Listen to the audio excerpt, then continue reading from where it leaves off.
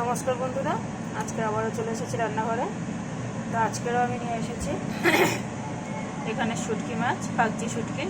তো এখানে জল দিয়ে আমি ভালো করে পরিষ্কার করে ধুয়ে বেছে পরিষ্কার করে ভিজিয়ে রেখেছি।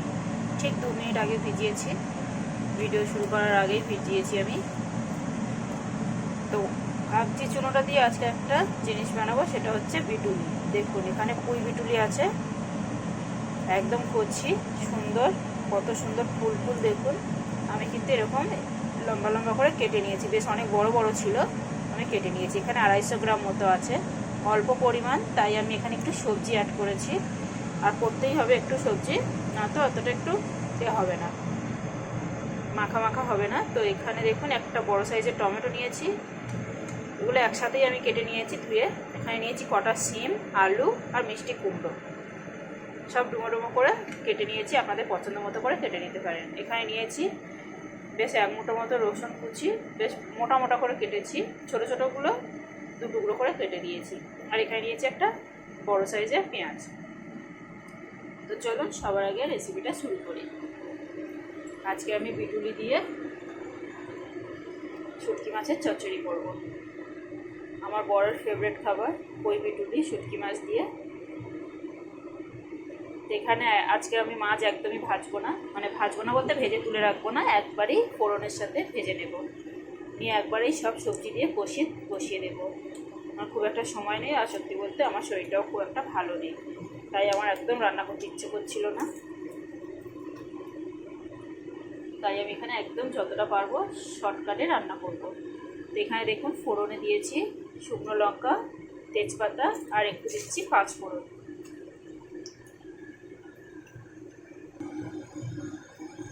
ফোড়নটাকে দেখুন বেশ সুন্দর করে নাড়াচাড়া করে দিলাম। ফোড়নটা একটু চটচট করছে, কালো হয়ে গেছে। এখানে দিয়ে দিলাম রসুন কুচি আর পেঁয়াজ কুচি, এটাকেও একটু ভেজে নেব আমি, হালকা করে ভেজে নেব, মাছের সাথে আরও খুব ভালো করে ভেজে নেব। এখানে দেখুন হালকা করে নাড়াচাড়া করে দিয়েছি। এখন আমি এখানে দেখুন মাছগুলোকে শুকনো অবস্থায় ভালো করে ধুয়ে নিয়েছিলাম, এখন ভেজানোর পরে দেখুন আরও জলটা কেমন হয়ে গেছে। যেটা কিন্তু এবারে ভালো করে চিপে তুলে আমি মানে পেঁয়াজের মধ্যে দিয়ে দিলাম।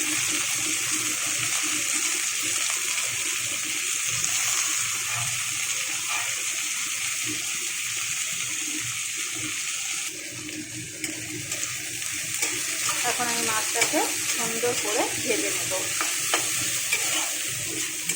এক্ষুনি আমি কোনো মশলা দিচ্ছি না, আগে একটু ভেজে নিই, তারপরে মশলা দেবো। এখানে দেখুন বন্ধুরা, মাছটাকে আমি খুব সুন্দর করে ভেজে নিয়েছি, খুব কালো করে ভাজিনি, কিন্তু মাছ ভাজার একটা সুন্দর স্মেল বেরিয়েছে। শুটকি মাছ ভাজার যে গন্ধটা, সেটাতেই মুখে জল চলে আসবে, কারণ আমরা শুটকি মাছ খুবই ভালোবাসি বন্ধুরা, যার জন্য বলছি। শুটকি মাছ সবাই পছন্দ করে না, আবার যারা ভালোবাসে তারা কিন্তু শুটকি মাছ যে কোনো উপকারেই ভালোবাসে। এখানে দিয়ে দিচ্ছি গুঁড়ো লঙ্কা, হলুদ গুঁড়ো, ধনে গুঁড়ো, জিরে গুঁড়ো। আমি এখানে একদম রান্নাটা খুবই শর্টকাটে করছি, কারণ আমি খুব শর্টকাটে রান্না করি বেশিরভাগ, কিন্তু আজকের রান্নাটাও অতিরিক্ত শর্টকাটে করছি, কারণ আমি আগেই বলেছি আমার একদম শরীরটা ঠিক নেই, কিন্তু খেতে তো হবে। তারপরে বরের ডিমান্ড হয়েছে যে পুঁই বিটুলি এনে রেখেছে, শুটকি মাছ এনে রেখেছে, সেটা দিয়ে রান্না করতে হবে, আমি সেটাই খাবো। তো যাই হোক, এখানে দেখুন একটুখানি জল দিয়ে মাছটাকে মশলার সাথে ভালো করে কষিয়ে নিচ্ছি। এতে কিন্তু এবারে একটু গ্যাসটাকে বাড়িয়ে দিয়েছি, এতে কিন্তু শুটকি মাছের মশলাটা বেশ সুন্দরভাবে কষিয়ে যাবে। এখানে দেখুন পুরো মশলাটা কত সুন্দর হয়ে গেছে। এখন আমি এখানে সবজি বুঝে নুন দিয়ে দিচ্ছি, নুনটা বুঝে শুনে দেবেন নিজেদের পছন্দ মতো। এখন আমি এখানে কেটে রাখা সবজিগুলো আগে দিয়ে দিলাম, এবার খুব সুন্দর করে নাড়াচাড়া করে একটু ঢাকা দিয়ে কষিয়ে নেব, খুব বেশিক্ষণ না, কিছুক্ষণ কষিয়ে নেব। গ্যাসটাকে মিডিয়ামে রেখেছি। এবারে একটু ঢাকা দিয়ে সুন্দর করে কষিয়ে নেব।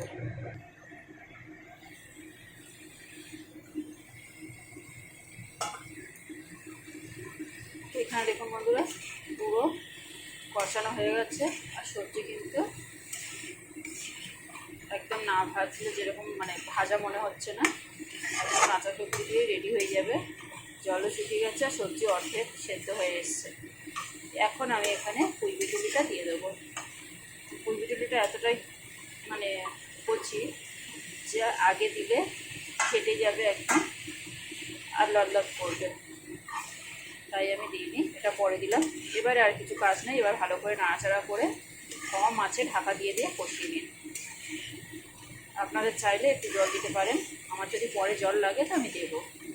এখন আমার জল লাগবে না, এখন গ্যাসটাকে কমিয়ে শুধু কষিয়ে নেব।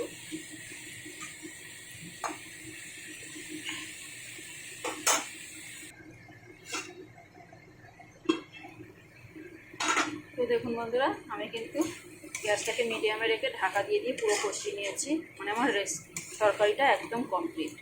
এখানে শুধু আমি এবারে একটু কটা কাঁচা লঙ্কা আর একটু চিনি দিয়ে নাড়াচাড়া করে নামিয়ে নেব।